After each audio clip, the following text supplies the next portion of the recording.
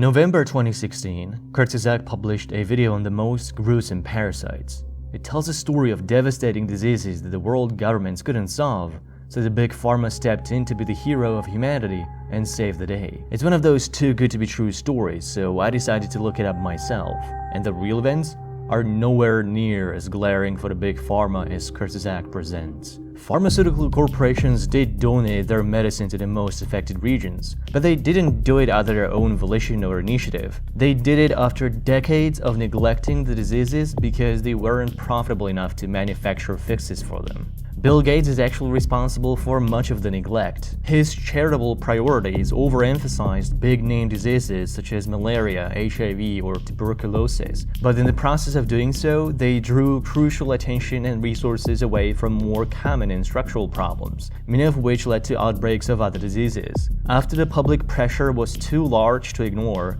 the drug makers decided to join the plan.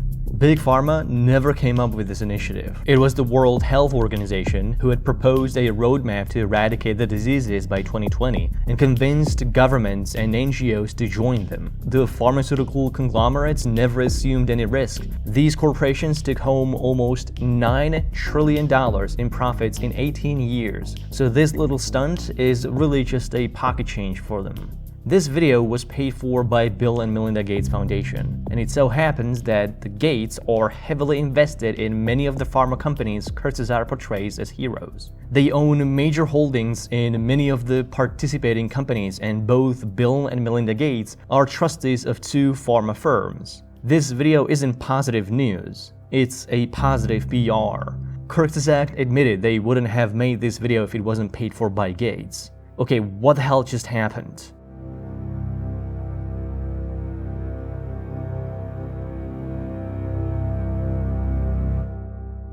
This one video is the perfect culmination of everything that's wrong with billionaires funding media to get the coverage they need. It provides a whitewashed take on real events, it undeservedly elevates the role of private entities, and gives a marketing boost to their agenda and financial interests. The ultra-wealthy are pouring hundreds of millions of dollars into media companies, academic institutions, and governing bodies to rig every step of policymaking in their favor. When billionaires want to open up the markets for their trade, they'll fund media outlets that tell the audience how important investments, innovations, and economic growth are. They'll donate to research that will give them the argument that whatever they decide to do is science. They'll give to political campaigns to get the right candidates elected so that the laws they lobby for are easier to pass. We have identified this to be a problem with all big institutions, and this is what it did to our trust in them.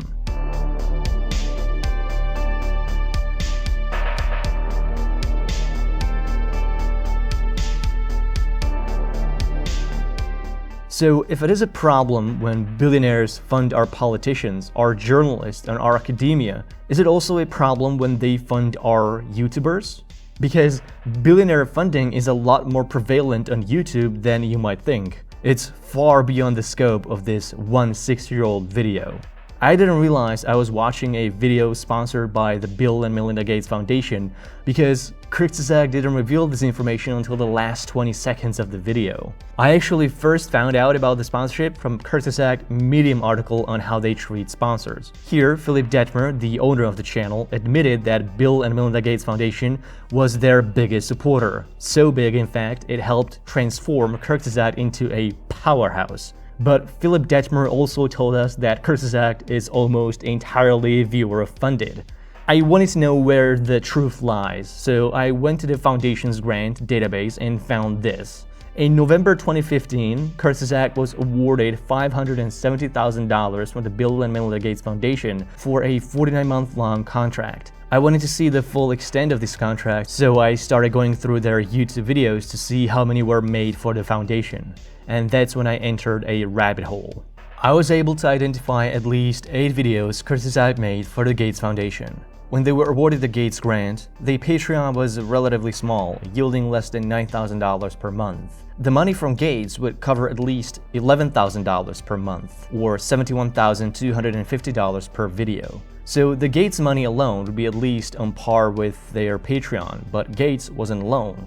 Throughout my research, I kept discovering more and more billionaire-sponsored videos. It's not just one foundation. It's George Soros, the Templetons, and Facebook co-founder Dustin Moskovitz. They also made a sponsored video for this professor from Oxford University, William MacAskill, who is funded by Open Philanthropy, and Kurtzgesagt also received money from Bill Gates' personal blog and venture capitalist funds. From what I was able to find, Kurtzgesagt made at least one video for Open Society Foundations, at least 3 videos for Templeton World Charity, 3 videos for Bill Gates' blog and Breakthrough Energy, and 1 video for William MacAskill. We know they were awarded $500,000 from the Gates Foundation and almost $6 million from Open Philanthropy. If they kept the same per video rate since the Gates grant, it could be estimated Kurtzgesagt received at least $7 million from billionaire funds. This would be more money than Kurtzgesagt received from their supporters on Patreon in the entire history of the channel.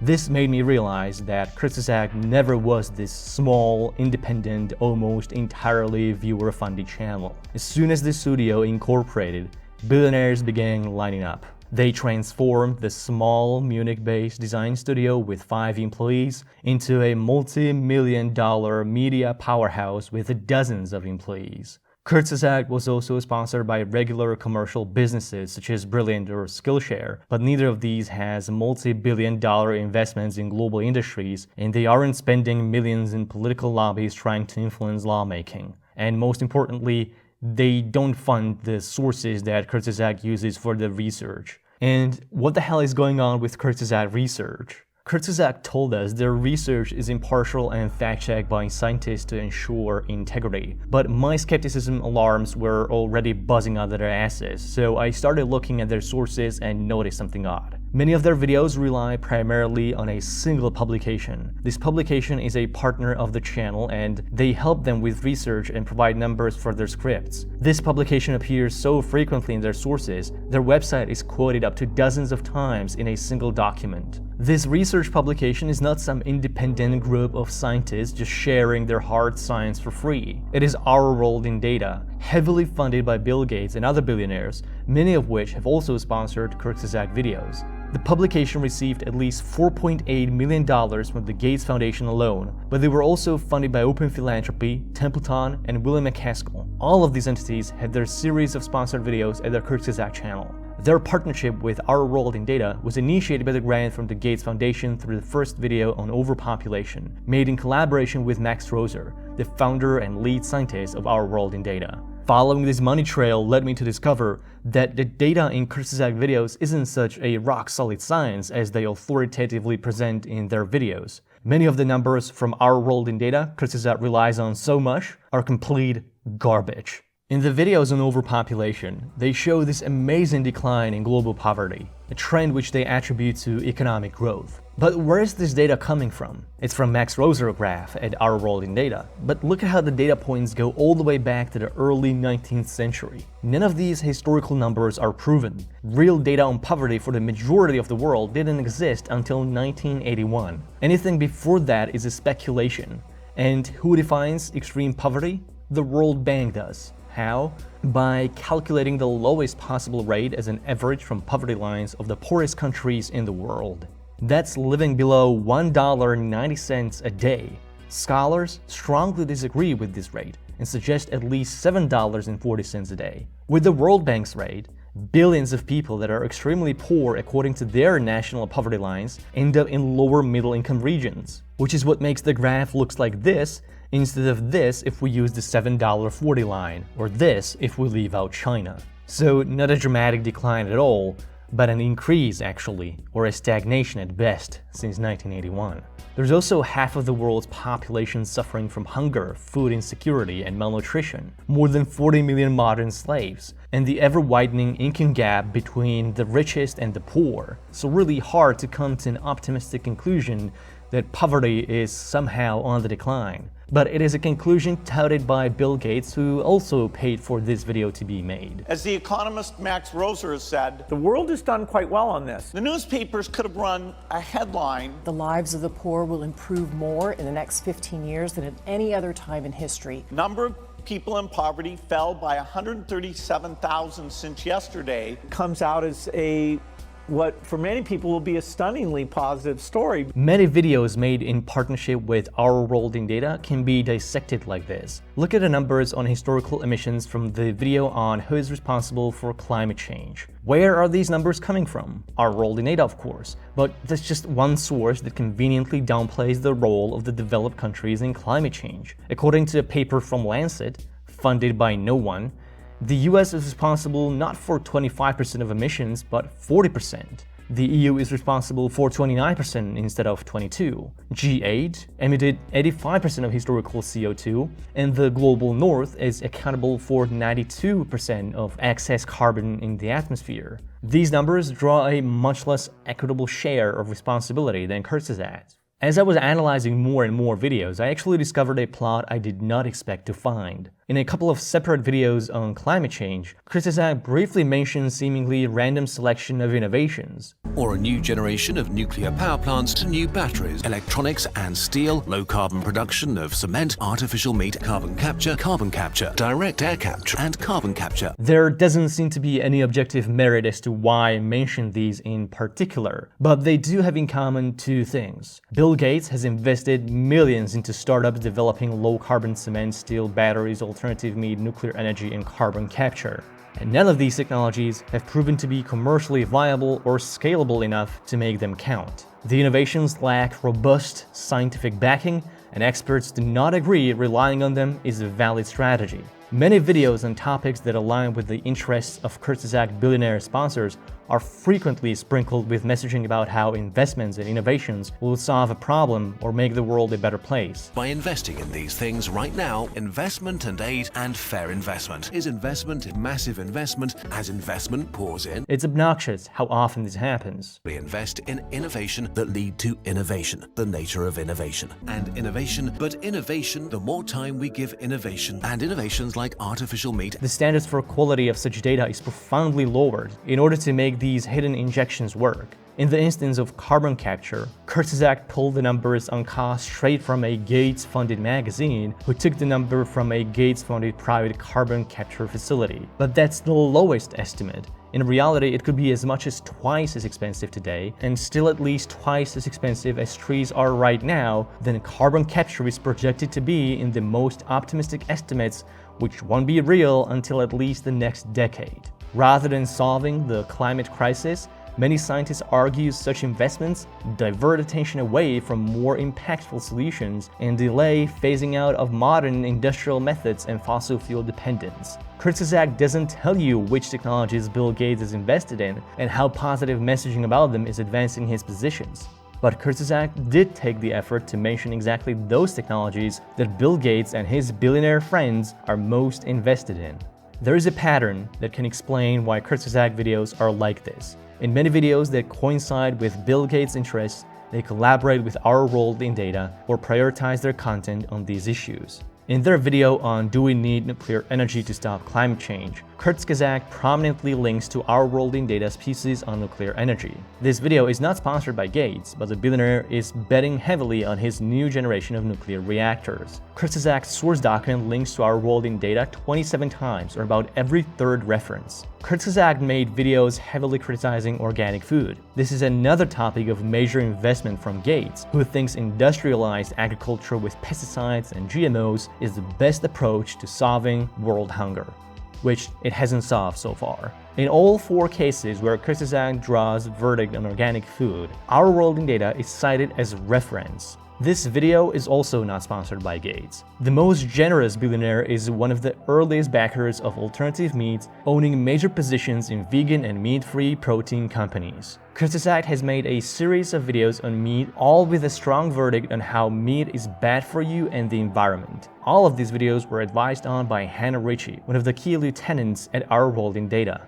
During the production of at least one video, Ritchie was a business manager at a meat-free microprotein company. Whatever your take on meat is, these are conflicts of interest that should normally be disclosed by any serious research. But Kurzgesagt makes no effort to help you connect the dots. Kurzgesagt is terrible at disclosing their sponsors. I did a poll of my audience to see when they think channels should disclaim sponsorship. Most people would prefer before the video starts or during intro. Kurzgesagt never reveals their sponsors until the very end of their videos. Some sponsors were declared in the last few seconds of the video, some were only mentioned in the text on screen, and in at least one instance, the only disclaimer of sponsorship was in the description.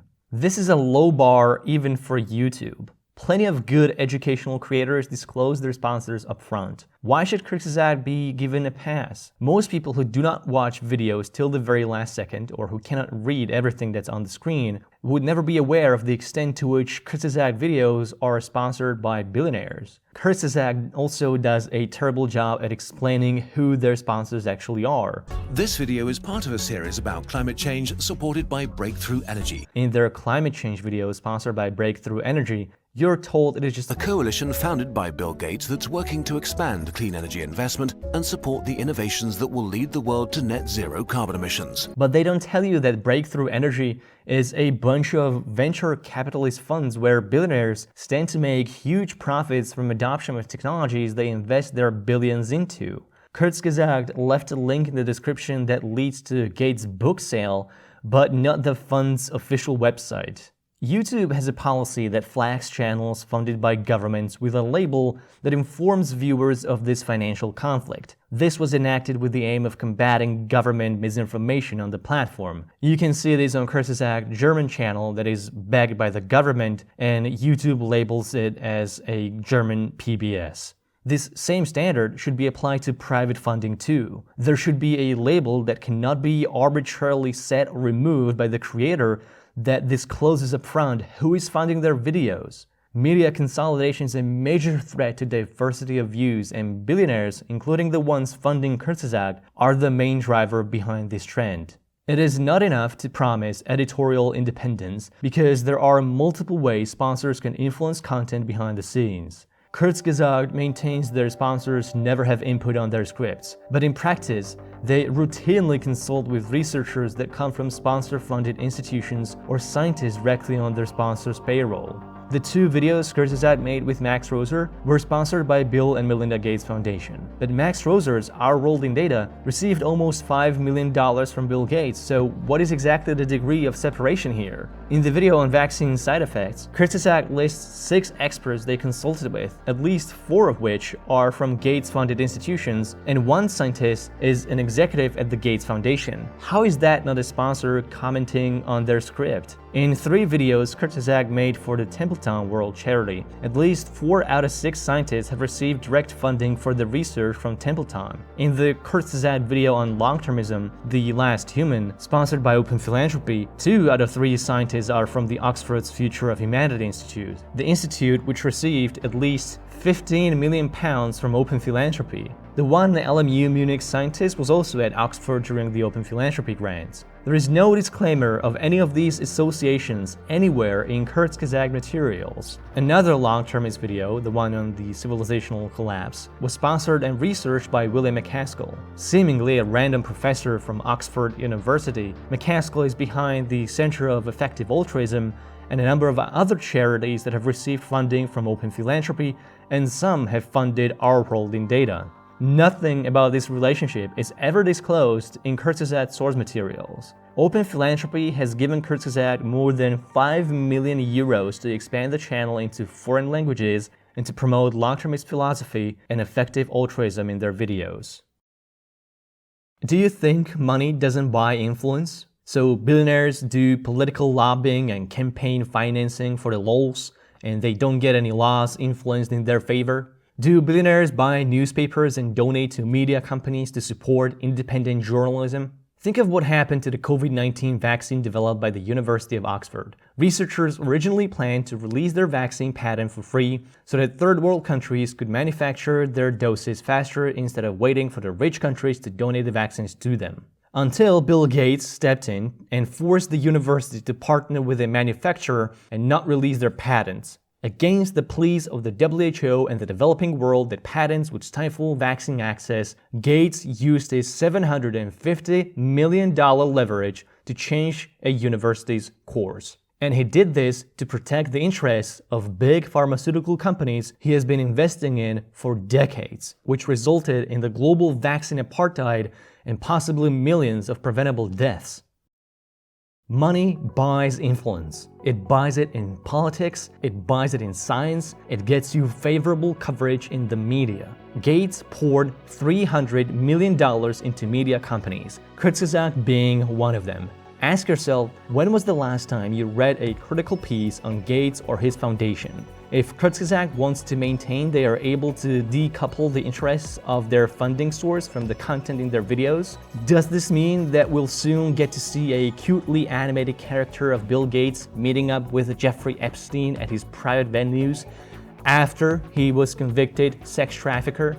Science is more than a body of knowledge. When big money buys big influence, science is always the casualty. If we are not able to ask skeptical questions, to interrogate those who tell us that something is true, to be skeptical of those in authority, it becomes less diverse, more stringent, and more authoritative. then we're up for grabs for the next charlatan, political or religious, who comes ambling along. In the academic community, there is a phenomenon called the chilling effect. It occurs when scientists self-censor or refuse to speak out against the funding source of their institutions out of fear of losing support or getting sacked. With the Gates Foundation, they refer to it as the Bill Chill.